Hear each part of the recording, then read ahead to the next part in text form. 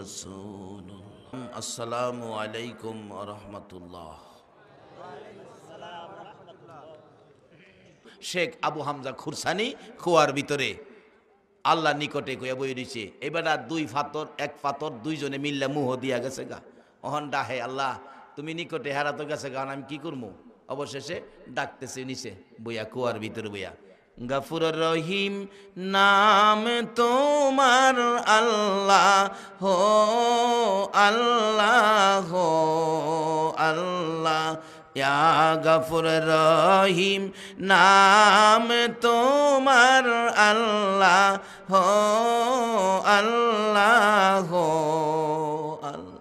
আল্লাহ কয় কে রে ফেরেশতারা এত মায়ার সুরে আমারে আল্লাহ আল্লাহ কইয়া ডাহে, দেখতো আচ্ছা আল্লাহ দেখে না কে ডাহে? ফেরেশতারা কে আল্লাহ গর্তের ভিতরে শেখ আবু হামজা খুরসানি তোমারে ডাহে, জিগা কি লেগে ডাহে? বিপদে পড়ছি, তুমি কাছে, কোরআন শরীফে কইছো তুমি যে কাছে, এটা তো আমার প্রমাণ করতে হইব। তুমি কাছে, দূরের মানুষে ডাহি নাই, এখন আমারে উদ্ধার করো। আল্লাহ কয় হ্যাঁ আমি তো কাছেই আছি, দাবিটা কি? দাবিটা আমারে উদ্ধার করো। আল্লাহ বলছে উজিবু দাওয়াতাদ দাঈ ইযা দান, কোনো দাবি দাওয়া থাকলে বলো, যদি করো দাবি দাওয়া তাহলে আমি কি করব? ফালিয়াস্তাজিবু লি ওয়া লিউমিনু বি লাআল্লাহুম ইয়ারশুদুন। এটা একমাত্র আখিরি নবীর উম্মতের সাথে কথা দিয়েছে, আর কোন নবীর উম্মতের সাথে আমার আল্লাহ কথা দেয় নাই। এই কথা আমার আল্লাহ কেন দিলেন? আমার নবী উম্মতের ব্যথায় কত ব্যতীত। যেদিন আমার নবী জগৎ থেকে বিদায় হয়ে যাবেন, খাতুনে জান্নাত ফাতেমাতুজ জাহরা বলেন, আমি বাবা অসুস্থ, বাবার মাথার পাশে আমি বসে আছি। সাধারণত বাবা অসুস্থ হলে মেয়েরা কিন্তু আর স্বামীর বাড়িতে থাকে না, বাবার জন্য মেয়েদের মায়া ছেলেদের চাইতে কি আসতে কইলেন যে সত্য কথা, বাস্তব গোপন করবেন না, প্রকাশ করবেন সত্য কথারে সত্যের জায়গায় রেখা। বাবার জন্য মেয়েদের মায়া সাধারণত বেশি। খাতুনে জান্নাত ফাতেমাতুজ জাহরা আমার নবীর মাথার পাশে 24টা ঘন্টাই বসে থাকে। নবী এত অসুস্থ, নবী এত ব্যথায় ব্যতীত, তারপরেও মা ফাতেমা বলেন আমি দেখেছি আমার বাবা মাঝে মাঝে মাথাটা ডান দিকে কাত করে চোখের পানিগুলো সারে ফুফাইয়া ফুফাইয়া কান্দে, বাম দিকে মাথাটা ঘুরাইয়া চোখের পানি সারে ফুফাইয়া ফুফাইয়া কান্দে। মাথায় হাত বোলাইয়া বললাম বাবা গো এত কি ব্যথা গো বাবা, এত কি কষ্ট, এইভাবে তুমি কান্দো? আমার নবী জবাব দেন রে ফাতেমা, আমি আমার কষ্টের জন্য কান্দি না, আমি ডান দিক বাম দিক তাকাইয়া দেখি আজকে আমি যদি বিদায় হয়ে যাই রে ফাতেমা, আমার সারা পৃথিবীর উম্মতেরা এতিম হইয়া যাইব। আমার এতিম উম্মতের দেখাশোনা কে করবে রে? আমি আমার উম্মতের ব্যথায় আমি কান্দি। আমার আল্লাহ সঙ্গে সঙ্গে সান্ত্বনা দিয়ে জিব্রাইলকে পাঠাইলেন, এরে জিব্রাইল আমার বন্ধুর কানে খবর দে, বন্ধু যেন উম্মতের ব্যথায় না কান্দে, উম্মতের চিন্তায় যেন বন্ধু না কান্দে। আমি আল্লাহ কথা দিলাম রে, বন্ধুর অনুপস্থিতিতে আমি আমার বন্ধুর উম্মতের দায়িত্ব কিয়ামত পর্যন্ত দেখাশোনা করব। আর কোন নবী উম্মতের জন্য এইভাবে কাঁদে নাই, আর আমার আল্লাহ কোন নবীর উম্মতের দায় দায়িত্ব নেয় নাই, শুধুমাত্র আপনাদের দায় দায়িত্ব আমার আল্লাহ নিয়েছে। আল্লাহু আকবার বলো। তারপরও আমার নবী কান্দে, আমার আল্লাহ ডাকে জিব্রাইল রে আমার বন্ধুকে সান্ত্বনা দাও, বন্ধু উম্মতের জন্য কাঁদতে হবে না, আমার বন্ধুর উম্মতগুলোকে আমি জান্নাতি বানাইয়া দুনিয়ার থেকে নেব। তারপরও কান্দে, বন্ধুকে জানিয়ে দাও বন্ধুর একটা উম্মত হাসরের ময়দানে বাকি থাকতে আমি আল্লাহ জান্নাতের দরজাগুলি বন্ধ করব না। তারপরে আমার নবীর কান্না কিছুটা যেন কমলো, এবার দরজায় আওয়াজ দিলেন আজরাইল আমার নবী বিদায় হয়ে যাবেন। আমার নবী ডাকে ফাতেমা রে দরজাটা খুলে দাও। ফাতেমা বলেন দরজার কিনারে যাইয়া দেখি এমন এক ব্যক্তি দাঁড়িয়ে আছে যার পাও দুইটা জমিনে, মাথা হলো আকাশে। বাবা গো এই লোকটাকে আমি তো জীবনে কোনোদিন দেখি নাই, আমার ভয় লাগে বাবা।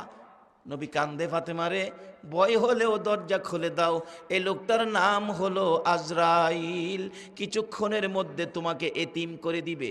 দরজা খুলে দিলে ডাকতেছে আজরাইল, ইয়া রাসূলুল্লাহ অনুমতি দিলে ঘরে আসবো। আসো, ঘরে ঢুকছে, বসো একটু, আমার ভাই জিবরাইল আসুক। এরে জিবরাইল, আমি বিদায় হলে আমার উম্মতের ফাইসালা কি হবে? আমার উম্মতের ফাইসালা না করে আমি নবী বিদায় হব না। আজরাইল নবীজির বুকের উপর হাত দিয়ে বসলে আমার নবী কাঁদতেছে চোখের পানি ছেড়ে, গলা কাটা মুরগির মতো লাফাইয়া।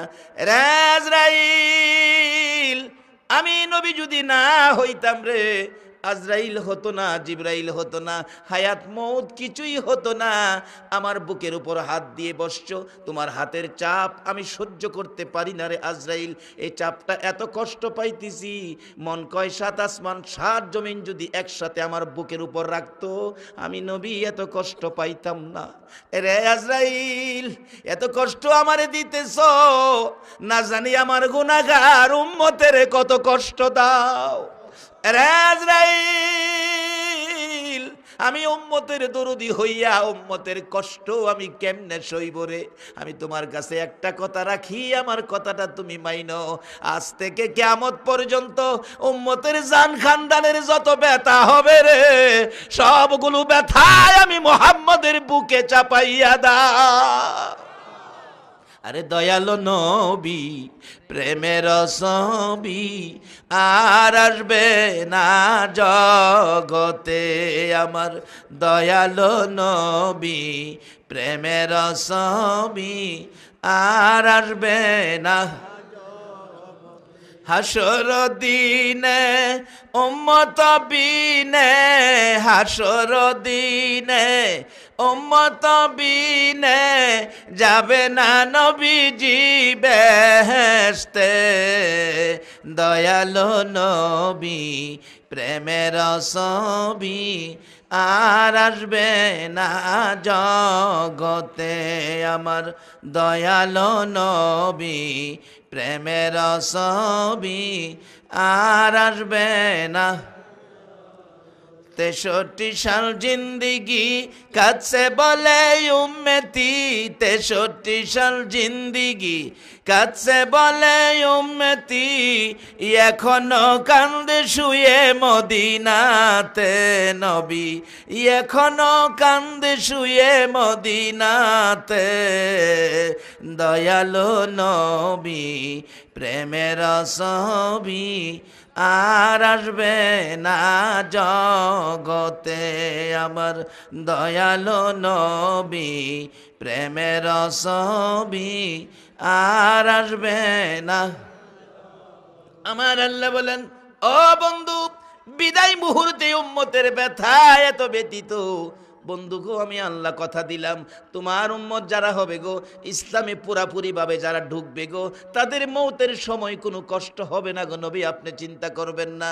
আজরাইল বলেন, ইয়া রাসূলুল্লাহ, আমি আজরাইল কথা দিলাম, আপনার উম্মতের পরিচয় যদি পাই, আপনার উম্মতের পরিচয় যদি তারা দিতে পারে, তাদের জান, তাদের রূহ এত সুন্দর করে আমি বাহির করে নিব। মার স্তনে দুধ খাইতে খাইতে বাচ্চা যেমন মার কোলে ঘুমিয়ে যায়, ঠিক এমনি ভাবে আমি হাত বাড়াবো, আমি আজরাইলের হাতে আপনার উম্মতেরা ঘুমিয়ে যাবে, কোনো কষ্টই পাবে না। শর্ত হলো এই নবীর উম্মত হইতে হবে। এই নবীর উম্মত হইতে গেলে কিছু জিনিস ছাড়তে হইব, কিছু জিনিস ধরতে হইব, কিছু জিনিস ছাড়তে হইব, কিছু জিনিস পুরাপুরি ভাবে ইসলামে ঢুকতে গেলেও কিছু জিনিস ছাড়তে হইব, যেটা ইসলাম স্বীকৃতি দেয় না, এটা ছাড়তে হইব। যেটা ইসলাম হুকুম করেছে, এটা কি করতে হবে? স্বার্থ হোক বা না হোক, আল্লাহ নিকটে। একটা ওয়াজ বাড়িতে নেন, আল্লাহ নিকটে। আল্লাহ যদি আমার নিকটে থাকে, তাইলে আমি অন্যায়টা করবো কেমনে? আল্লাহ তো আমার নিকটে। আচ্ছা কোন তো, বর্তমানে বাংলাদেশে র্যাবেরে মানুষে ভয় পায়। 60 জন র্যাব যদি রাস্তাটা হাঁটে, এই রাস্তাটার মধ্যে কোনো বেজাল থাকবো? কেন? র্যাব আইতাছে, মানুষ খুব ভয় পায় র্যাবের, দেখছি র্যাব আইতাছে। র্যাবেরে ভয় পাইলেন, র্যাবেরও তো মৃত্যু আছে, সেনাবাহিনীর প্রধানেরও মৃত্যু আছে, বুশেরও মৃত্যু আছে, হের বাপেরও মৃত্যু আছে, হেরারে তো ভয় পাইলেন। আর যে আল্লাহর হাতে সব, সেই আল্লাহ যে বলল আমি নিকটে, এই ভয়ে তো কেউ অন্যায় কাছ থেকে নিজেরে ফিরাইলেন না। কি লাগবো আপনার? কি দরকার? দিতেছে তো। আল্লাহ আমি তো মাটির নিচে বিপদে আছি। আল্লাহ কোন আমি তো কইছি দাবি দেওয়া পুরা করব, তুমি চিন্তা করতেছো কি লেগা?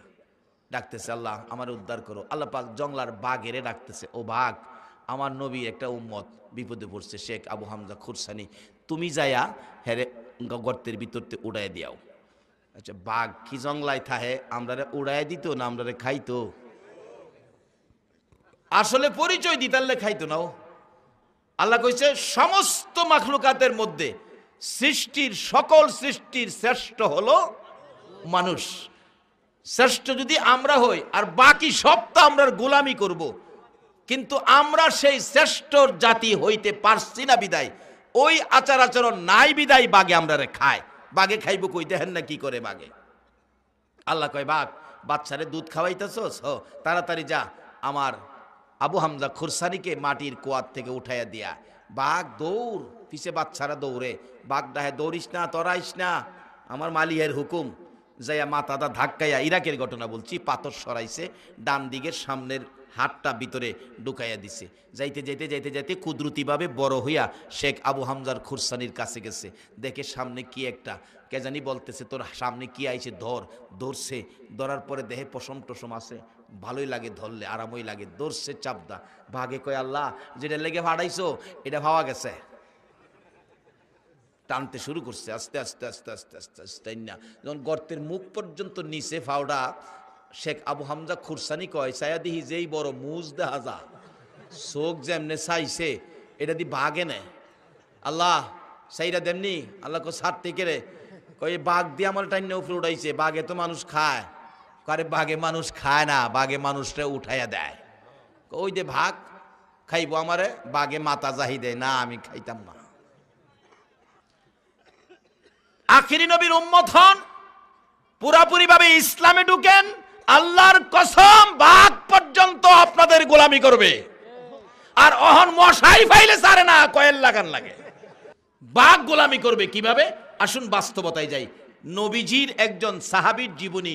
উনি নদী পথে যাইতেছে, ঘূর্ণিঝড়ে নৌকাটা ভাঙ্গিয়া টুকরা টুকরা করে দিল। সব মানুষ হাবুডুবু খাইতে খাইতে মরে গেল। নবীর সাহাবীটা একটা কাঠের টুকরাই ধরে কোন রকম সাতরায়া কিনার পাইল, ঠাই পাইল। আর শুকনায় উঠে বলতেছে আল্লাহ সবগুলি মানুষ মরল, আমি তো বাঁচলাম। যেহেনে খারইয়া কইতাছে আমি বাঁচলাম, এটা সুন্দরবনের মতো আফ্রিকার বাঘ ভাল্লুকের জংলা। যেখানে খারইয়া কইতাছে বাঁচলাম বাঁচলাম, এমন টাইমেই দেহে মানুষের গন্ধ ফায়া জংলার কিনারো যে বাঘ ঘুমাইছে, একটা ঘুমের তুইটা চাইয়া দিছে।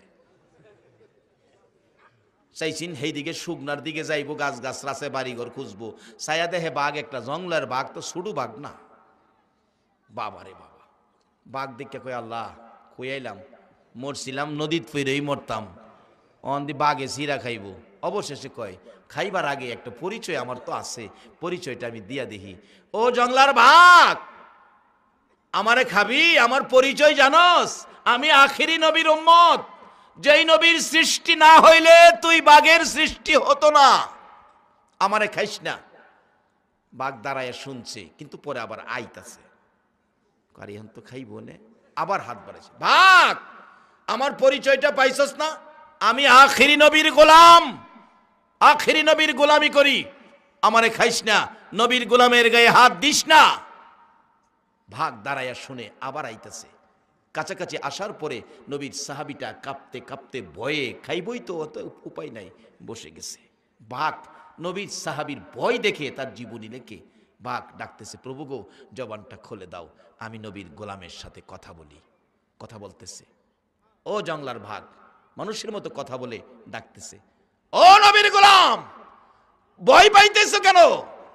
ভয় পাইও না, আমি তোমারে খাইতে আসি নাই তো, আমি তোমাকে মদিনার পথ দেখাইয়া দিতেছি।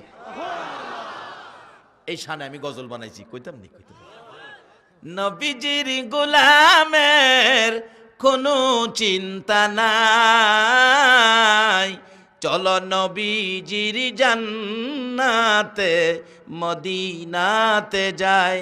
আপনার লগে কইলে না ভালো লাগে আমার, আমি বুড়ো হয়ে গেছি কেনা।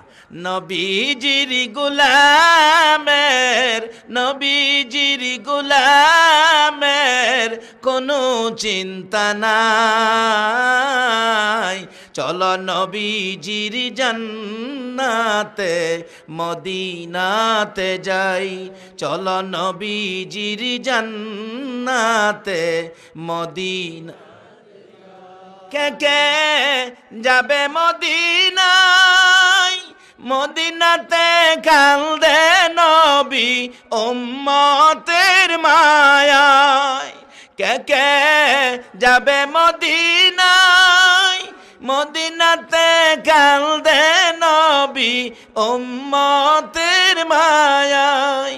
দিন রজনী কান্দেন যিনি, দিন রজনী কান্দেন যিনি, শুয়ে রোয়া যায়। চলো নবীজির জান্নাতে মদিনাতে যাই, চলো নবীজির জান্নাতে কঠিন হাসরের দিনে বেহেশতে যাবে না নবী উম্মত বিনে। আল্লাহু আকবার বলো। কঠিন হাসরের দিনে বেহেশতে যাবে না নবী উম্মত বিনে। মাফ করিয়ে দিবেন আল্লাহ, মাফ করিয়ে দিবেন আল্লাহ নবীর ওসিলায়। চলো নবীজির জান্নাতে মদিনাতে যাই, চলো নবীজির জান্নাতে বাঘ ডাকতেছে, রে নবীর গোলাম বই পেও না, আমি তোমাকে খাইতে আসি নাই। ওই সাহাবীর জীবনী লেখে, ভাগ পিছন থেকে লেজটা ঘুরাইয়া দিয়া বলছে, আমার লেজে ধরো, আমি তোমাকে জংলাটা পার করে মদিনার পথটা দেখাইয়া দেব। বাঘ নবীর পরিচয়। আল্লাহর গোলাম পাইলে, নবীর গোলাম পাইলে না খায়া মদিনার পথ দেখায়, আর মশাই পাইলে 7.5 বার বাপ ডাহায়। কারণটা কি, রূপটা কোথায়? আসুন সামনে যাইতেছি। আপনাদের কষ্ট হইতাছে না তো? আবার কষ্ট হইলেও একটু কষ্ট করেন, কালকে তো আর এখানে কেউ, এই বাতিগুলি কালকে এখানে।